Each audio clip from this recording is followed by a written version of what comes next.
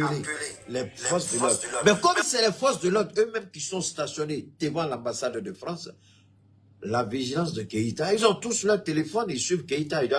Keïta nous a dit d'être vigilant. Attendez, on va regarder dedans. Et puis nos supérieurs nous ont dit de tout fouiller. Attendez, parce que Keïta a parlé, ils ont dit de tout fouiller. Attendez, on va fouiller. Ils fouillent et puis ils découvrent des treillis militaires burkinabés. Donc vous croyez réellement que la France va partir? Ce n'est pas fini. J'ai été appelé de la Côte d'Ivoire encore. Actuellement, il y a un avion militaire français qui décolle de la Côte d'Ivoire pour le Nigeria. Ils ont établi leur base au Nigeria, où il y a des hélicoptères nigériens au total de 4 qui sont déjà stationnés là-bas. Donc il y a 4 hélicoptères que le Nigeria a déjà mis à la disposition pour l'intervention. Et la France est en train de prendre des armes. On n'a pas vu ce qui était dans le cargo militaire français. Mais je suis sûr qu'il y a des armes dedans. Il doit y avoir des petits les blindés. Donc, ils ont pris ces véhicules. Ces avions-là sont en train de les... Donc, vous voyez. Mais ils ont fait tout. Comment ils ont fait? Ils ont logé, je vous ai dit. Vous croyez que Keïta, c'est pourquoi quand je dis aux petits qui se donnent tous les titres là, venez vous asseoir, je vous enseigne. Je ne me vante pas. Vous savez ce que l'armée française a fait? L'armée française a été son transpondeur. Premier élément. Deuxième élément, qu'est-ce que l'armée française a fait? L'armée française a utilisé ce que je vous ai défini ici la dernière fois. Je dis, entre les États, il y a ce qu'on appelle le no man's land. C'est-à-dire, c'est une portion de territoire qui n'appartient à aucun des 2 États qui sont frontaliers. Donc, quand l'avion a décollé de Port-Boué pour se diriger vers le Nigeria, l'avion a survolé toute la bande côtière, c'est-à-dire sans entrer dans l'espace aérien d'un autre État. Donc, en décollant, puisque c'est un gros porteur qui peut faire une longue distance, ils ont préféré éviter le Sahel. Et qu'est-ce qu'ils ont fait? Ils ont contourné, c'est-à-dire ils sont passés par les eaux internationales. Bon, au niveau de la mer, on parle de eaux internationales. C'est-à-dire ce qui n'appartient ni au Bénin, ni au Togo, ni au Nigeria, ni à la Côte d'Ivoire, ni au Ghana. Mais ils vont passer par ces eaux internationales, éteindre leur transpondeur, voler à basse altitude. C'est ce qu'ils ont fait jusqu'à ce qu'ils sont entrés au Nigeria. Et quand ils sont entrés au Nigeria, ce qu'ils avaient à déposer, ils ont déposé. Donc, quand la France dit qu'elle quitte le Niger, la France veut nous maintenir dans une euphorie. Quand la France dit qu'elle quitte le Niger, la France ne quitte pas le Niger. Là, on nous dit que la France va envoyer une partie de son matériel en Côte d'Ivoire. Le matériel que la France va envoyer en Côte d'Ivoire, c'est le matériel qui va servir à combattre le Niger. C'est le même matériel qu'ils vont prendre de la Côte d'Ivoire pour redéployer au Nigeria. Maintenant, les petits analystes qui sont sur les réseaux avec tous les noms là, venez me prouver que j'ai tort ici. Venez me prouver que j'ai tort. Je vous ai dit qu'on va élever le niveau du débat. Donc voilà ce qui se passe. Ils ne quittent pas le Niger, monsieur le général. Ils prennent les armes, ils vont prendre les armes légères pour les orienter au Tchad. Mais les armes lourdes qui vont servir à combattre l'armée malienne, l'armée burkinabé et l'armée nigérienne, on les amène en Côte d'Ivoire et on les redéploie au Nigeria. Donc la France est en train de redéployer une partie des armes qu'elle fait sortir du Niger pour la Côte d'Ivoire et ensuite les redéployer au Nigeria pour attaquer le Niger. Voilà ce qui se passe. Est-ce que vous croyez que nous avons peur de ça? On n'en a pas peur. Donc, peuple du Nigeria, voilà ce qui se passe. On a cru que Tinubu avait reçu le message du Sénat. Mais pourquoi ça se passe? Posons-nous la question, est-ce qu'on veut mettre Tinubu dans le noir? Je vais vous donner une autre histoire. Il y a un film que je regardais, enfin, dans les films américains, ça arrive souvent. Souvent, le chef d'état-major des forces armées américaines, souvent, décide même, avec la NSA, souvent, il décide de lancer, souvent, il décide de déployer les forces armées américaines sans souvent informer le président. Ça s'est passé à plusieurs reprises. Souvent, ils mettent le président devant le fait accompli. Et le président est obligé, pour ne pas faire humilier les États-Unis, souvent le président est obligé d'adouber. Mais après l'opération, mais pendant l'opération, il révoque le chef d'état-major. Mais comme le chef d'état-major du Nigeria a été reçu par Emmanuel Macron, comme il a discuté avec Emmanuel Macron, comme il a discuté avec Alassane Ouattara, si ce coup-là, il le fait dans le dos de Tinubu, il a reçu déjà la garantie, séance tenante qu'une forte somme a été déposée sur son compte dans un compte offshore que le gouvernement du Nigeria ne peut pas détecter. Donc, il peut accepter de faire le jeu de la France et de Ouattara et accepter d'être limogé et puis bénéficier de l'argent qu'on lui a donné. Mais il ne vivra pas assez pour bénéficier de cet argent parce que Dieu va le détruire. Cette guerre-là, ce n'est pas une guerre de Dieu. Et cette guerre-là, si vous voyez que l'Arabie Saoudite a échoué au Yémen parce que ce n'était pas la guerre de Dieu, malgré que l'Arabie Saoudite soit la terre bénite de notre prophète Mohammed sallallahu alayhi wa sallam, comment le prophète Mohammed lui-même qui a gagné des guerres, que la paix et la bénédiction soient sur son nom saint, lui qui a gagné pratiquement toutes les guerres avec ses compagnons, mais comment ses descendants de l'Arabie Saoudite, avec tous les moyens technologiques, les moyens colossaux dont il dispose, sont incapables de combattre le Yémen. Alors que lui-même, les guerres saintes qu'il a menées, il les a gagnées. Pourquoi les musulmans ne se posent pas cette question? Parce que la guerre du Yémen, ce n'est pas la guerre de Dieu. Pourquoi l'Amérique, avec tous les moyens dont dispose l'Amérique, considérée comme la première puissance économique, même si on n'est pas d'accord, comme la première puissance militaire, même si c'est contestable, ils n'ont jamais réussi avec la Russie sur les différents théâtres d'opération où ils se retrouvent. En Syrie, ils ont perdu face à la Russie.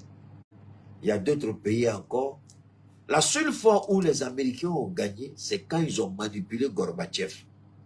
Ils ont menti à Gorbatchev, ils l'ont manipulé et puis ils l'ont eu. Sinon, sur le terrain des opérations, ils n'ont jamais, même au Vietnam, ils ont perdu. Ils n'ont jamais gagné une guerre, les Américains, malgré leur puissance économique et militaire. Ils ont détruit la Libye, ils n'ont pas fait de guerre en Libye. Ah non, ils ont manipulé la population libyenne, ils ont largué des bombes, et puis ils ont fui. Ils n'ont pas fait une guerre. En Libye, ils n'ont pas fait une guerre. Ils ne sont pas descendus. Ils ont refusé d'aller au Soudan, mais pourtant c'est eux qui ont divisé le Soudan. Pourquoi ils ne vont pas s'interposer au Soudan? Ils refusent d'aller au Soudan parce qu'ils connaissent la réalité. S'ils vont au Soudan, on va les tuer comme des mouches. Ils sont descendus en Irak, ils ont échoué, ils n'ont pas gagné. Ils ont tué Saddam Hussein, mais ils n'ont pas gagné la guerre en Irak. Ils n'ont pas gagné. En Afghanistan, on les a vus fuir, laisser hélicoptères, armes, blindés. On les a vus comment ils ont fui de l'Afghanistan. Ils n'ont jamais gagné une guerre. Alors moi, je veux bien savoir, cette France maudite, maléfique. Parce que, pourquoi la dernière fois, je vous ai pris le cas de Sodome et de Gomorrhe? Je vous ai donné la première explication, je vais vous donner la deuxième explication aujourd'hui. Pour les nouvelles personnes, n'oubliez pas de vous abonner à ma page Cheikh Oumar Keïta. Abonnez-vous massivement, faites découvrir la page, suivez la page, suivez-nous massivement, actionnez la cloche de notification et partagez sur toutes les plateformes des réseaux sociaux et dans tous les groupes auxquels vous appartenez. Sur la page YouTube, c'est Keïta Cheikh Oumar. Abonnez-vous à ma page, ça monte, mais pas trop comme je veux. Abonnez-vous massivement à ma page Keïta Cheikh Oumar sur YouTube. Suivez-nous, actionnez la cloche de notification et faites découvrir la page sur toutes les plateformes des réseaux sociaux. Surtout, partagez beaucoup sur les réseaux sociaux. Parce que souvent, quand je vais sur YouTube, parce que quand je vais souvent sur YouTube, je me rends compte que vous ne partagez pas beaucoup. Vous ne partagez pas beaucoup. Ce qu'on fait sur YouTube, là, vous ne partagez pas beaucoup. Donc, partagez beaucoup sur YouTube pour que beaucoup de gens découvrent. Tant que vous n'allez pas partager, les gens ne vont pas savoir. Vous allez vous abonner, je suis d'accord. L'abonnement montait à un moment, mais ça s'est arrêté un peu. Ça continue de monter, mais pas comme je veux. Parce que moi, j'aurais souhaité à la fin du mois d'août qu'on soit à 10 000 abonnés. Mais on fera les 10 000, mais on n'est pas à 10 000 abonnés. puisqu'on a commencé les directs là-bas il n'y a pas longtemps. Hein. Donc j'ai cru que, j'espère qu'on va faire les 20 000 abonnés d'ici la fin du mois de septembre, puisque nous sommes en septembre. Et on va faire les 500 000 ici avant la fin de l'année sur YouTube. Vraiment, faites monter le mercure parce que ça traîne un peu. Alors, revenons pour bien parler. Ils veulent faire une guerre. Les Américains ont perdu partout. Pourquoi les Américains, je l'ai dit, ne sont pas allés au Soudan du Sud et puis au Soudan? Pourquoi j'ai eu peur d'aller? Parce qu'ils connaissent les conséquences. La France a détruit la Libye avec le soutien de l'OTAN. Et la France est en train de mettre le maximum, je dis bien le maximum d'armement. C'est pourquoi je demande au capitaine et au président Assimi Goïta de demander au président Assimi Goïta de déployer un nombre impressionnant de Wagner dans le Sahel. C'est avion, hein? Avion c'est moins de 24 heures. Donc je demande vraiment au président Tiani, au général Tiani, au président Assimi Goïta, au président capitaine, de demander au minimum 2000 mercenaires de Wagner dans le Sahel, avec les armes de pointe dont ils ont besoin. Parce que cette guerre qui veut déclencher, il faut que Wagner soit là. Donc nous demandons, j'interpelle et j'exige que Wagner vienne. Tous ceux qui disent qu'ils soutiennent le Niger, désormais, notre seul mot, ça doit être Wagner, qu'il faut que Wagner vienne. Il faut que Wagner vienne. La guerre qu'ils veulent, ça va s'arrêter au Nigeria, ça ne rentrera pas au Niger. Et si Tinibou arrive à rester au pouvoir après la guerre qui va déclencher, parce qu'ils veulent déclencher 3 opérations. Les armes qu'ils sont en train d'envoyer au Nigeria, ils veulent, moi je croyais qu'ils n'allaient pas le faire, mais visiblement il semble que le général là, le chef d'état-major des forces armées de la fédération du Nigeria, il semble qu'il veut aller contre la volonté de Tinibou. Il semble qu'il est en train de mener une opération dans le dos de Tinibou. Je dis bien il semble parce que chaque fois quand vous écoutez Tinibou, lui-même il a proposé 9 mois. Alors moi je ne comprends pas comment le président de la CEDEAO propose 9 mois de transition et la France continue d'envoyer des armes aux frontières du Niger pour faire la guerre. Posons-nous cette question. Le Nigeria a dit 9 mois. Donc, c'est une forme pour nous, c'est une base de négociation. Mais nous, on a dit au maximum 3 ans. Mais on ne peut pas répondre aux 9 mois de la CEDEAO tant que les assises là, qui ont été convoquées par le général, ne se tiennent pas. C'est le peuple du Niger qui dira, on veut 2 ans, on veut 3 ans, on veut 1 an et demi. Mais le peuple du Niger ne prendra aucune décision. Les 9 mois veulent dire déjà que la CEDEAO veut négocier. Et même malgré cette intention de négociation, parce que beaucoup de gens aujourd'hui sont en train de décortiquer en disant que, attention, dès l'instant où la France décide de se retirer, donc la junte au pouvoir, selon leur expression, a gagné. On n'a pas gagné. On n'a pas gagné. Ce n'est pas un retrait de bon cœur. C'est un retrait pour redéployer les mêmes armes aux frontières du Niger en passant par le Nigeria. Ce sont les mêmes armes qu'on va faire sortir du Niger, qu'on va positionner à la frontière du Niger par le Nigeria et le Bénin. Donc, ils veulent lancer 3 opérations, sinon 4. 2 opérations à partir du Bénin, attaquer le Niger, à partir du Nigeria, attaquer le Niger. Et à partir du Mali, à partir du Niger, pardon, à partir de la frontière burkinabé, attaquer le Burkina pour nous empêcher de sortir et attaquer le Mali pour nous empêcher de sortir. Et même si on veut sortir, on veut nous occuper avec des attaques simultanées à l'intérieur de nos États pour nous empêcher de sortir pour venir soutenir le Niger. Donc, on veut lancer 2 opérations contre le Niger et 2 opérations contre le Mali et le Burkina. Mais les armes qui font sortir du Niger, c'est les armes qui seront redéployées tout le long de la frontière Mali-Burkina jusqu'au Nigeria. Et ce sont les mêmes armes qu'on va encore redéployer au Niger. Pendant que la CEDEAO dit il faut négocier, la France veut pousser à cette guerre.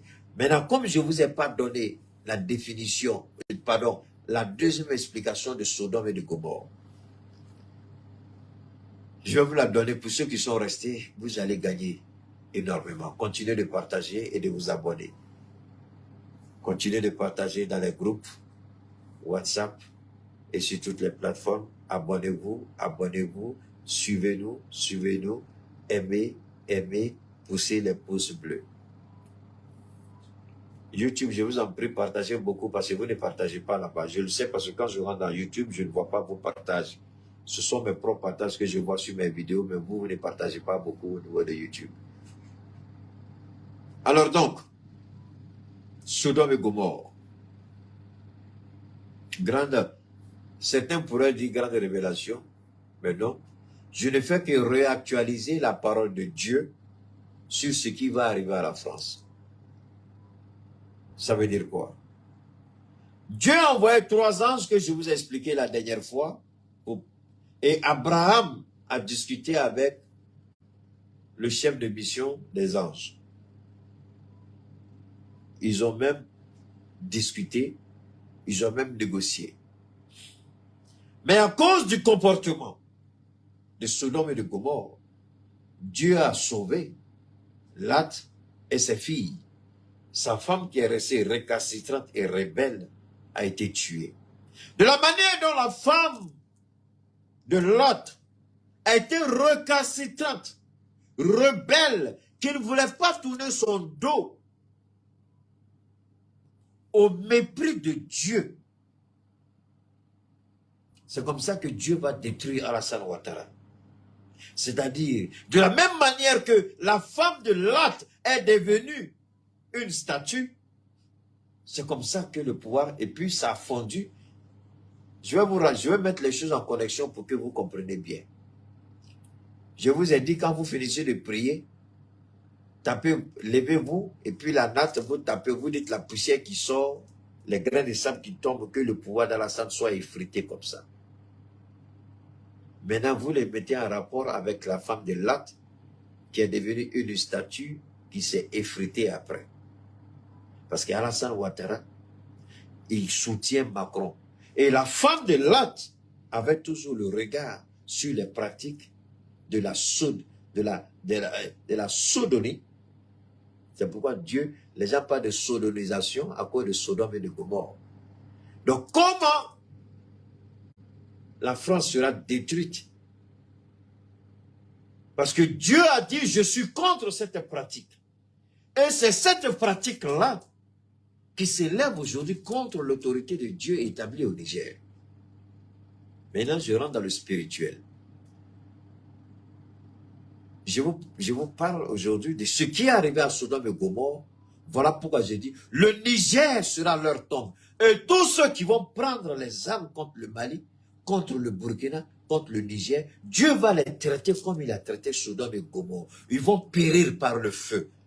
Les soldats du Nigeria, les hélicoptères, les blindés, l'armée française, c'est comme ça que Sodome et Gomorrhe a été frappé et vous serez frappé par un déluge de feu. Vous ne saurez même pas ce qui vous arrive.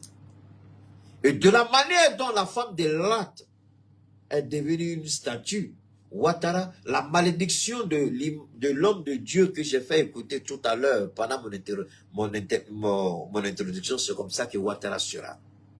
Rappelez-vous toujours de ce que la femme de Lot est devenue. Et c'est l'image que Dieu m'a montré que c'est comme ça que Ouattara sera. Parce qu'il a refusé de regarder Dieu. Il a refusé de regarder Dieu. Il